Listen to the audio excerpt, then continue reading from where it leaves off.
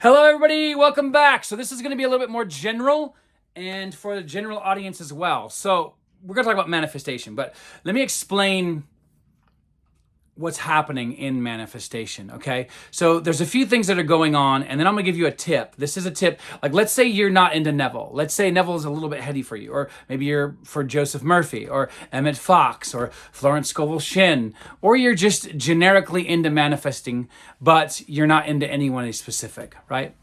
So one thing I want you to do is take a deep breath in right now. With me, just take a deep breath in.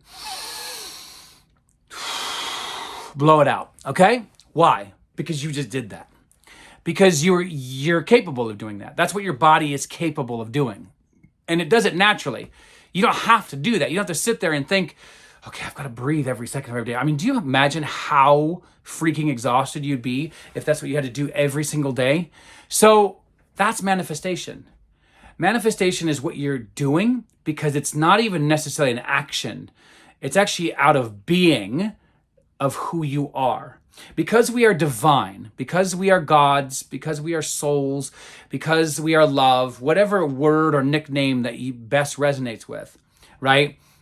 We're that. And that part of what that does is it manifests. It just is. We are energy, which is energy in motion, right? Right. And so what you are looking at is that you don't have to effort.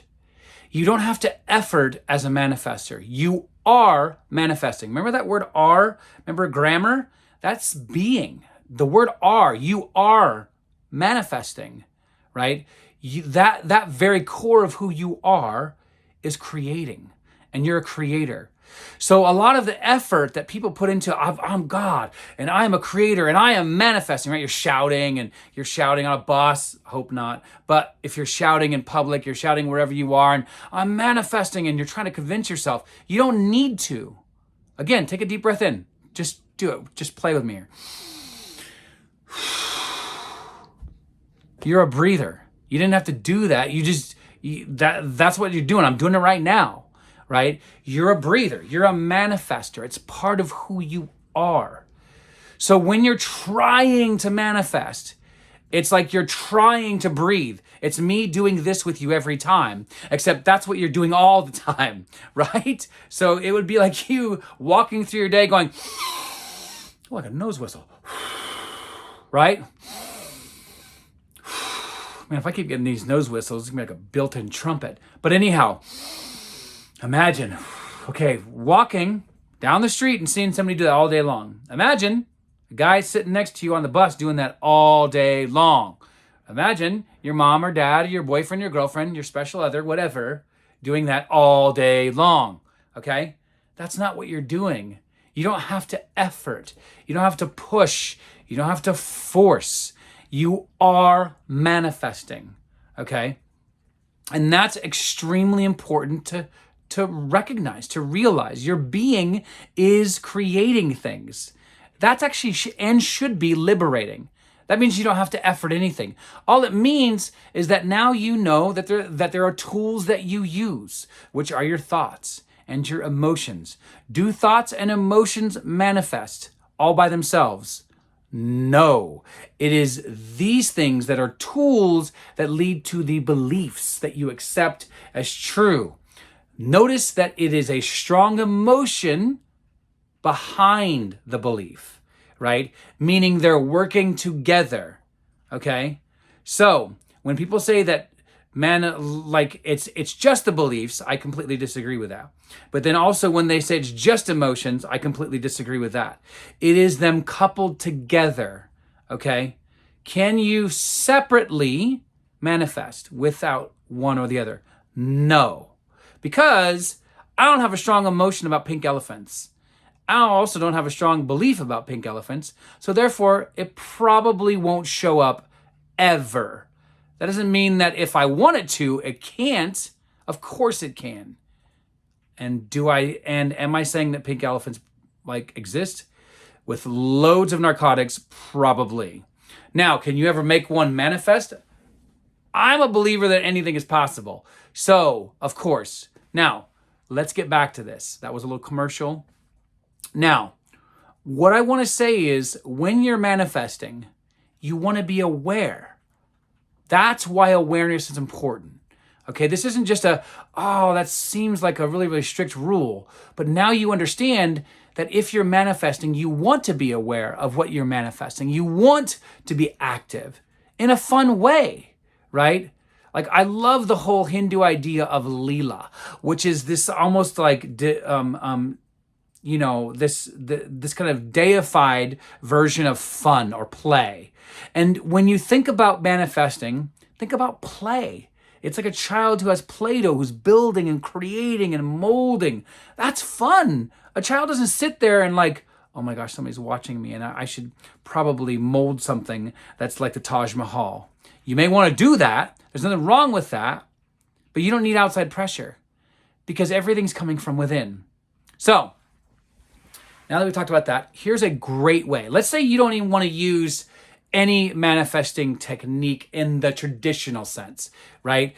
So here's something that you can do, proven by science to actually work.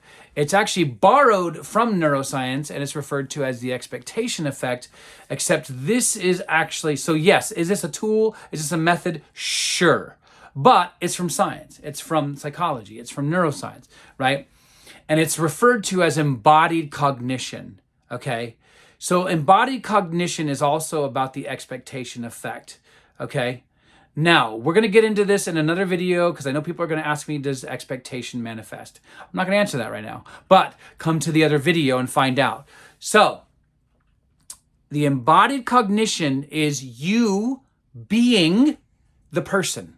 You being the person who has all the money. You being loved. You being more confident. You being, right? And so, do you hear the key word there? Being.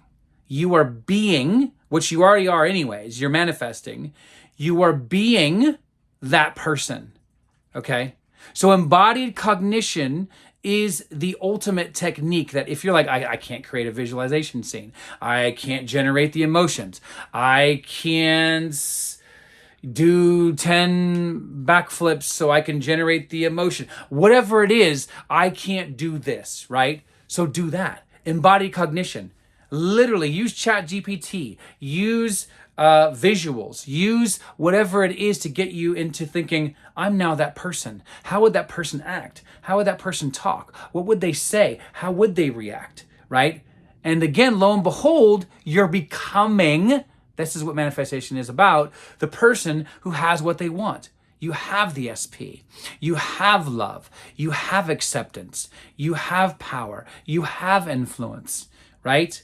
And so embodied cognition is an extremely powerful, and I'm going to use it here, manifesting technique because you don't have to effort it. You don't have to do 10 scenes. You don't even have to repeat the scenes. You don't have to do states akin to sleep according to Neville, right? Those are techniques. Even Neville says you don't have to do them, okay?